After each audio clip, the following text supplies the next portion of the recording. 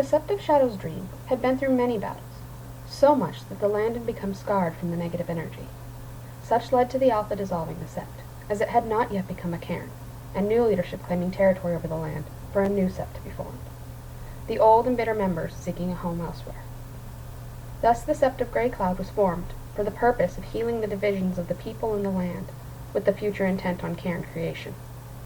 For the better part of the year, the area was tirelessly worked on to become holy, but the Sept continued to be plagued by enemies and inner strife. Tired of the previous chaos, the internal conflict was able to be kept to a minimum and mostly under control, as death and banishment became the strong hand of punishment. Eventually, the internal chaos subsided and disagreements were met and solved with traditional challenges and left at each month's cracking of the bone.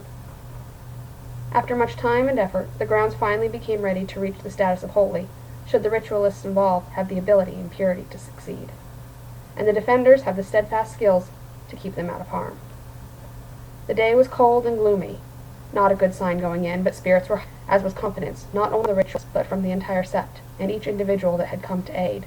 Hundreds of Garou and kin came to see the place made holy, and each were willing to give everything to accomplish this task. So began the ritual. For 24 hours the ritualists focused and gave their spiritual connection without distraction, thanks to the ferocity of Gaia's defenders, and the warders' ability to lead and direct them. It was not completely without hardship, however, as the seemingly endless horde of Worm's forces used their own cunning to turn the tide to their advantage.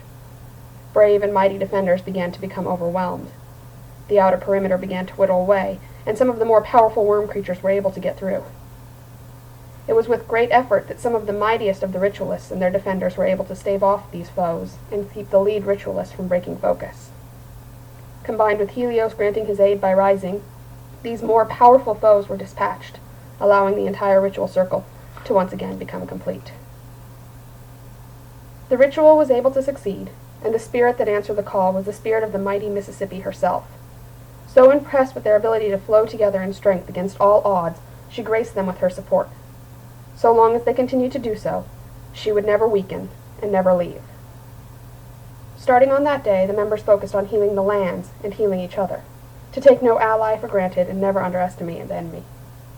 Show respect and pay homage to the spirits as a whole, and to ensure none, spirit or otherwise, went without what they needed.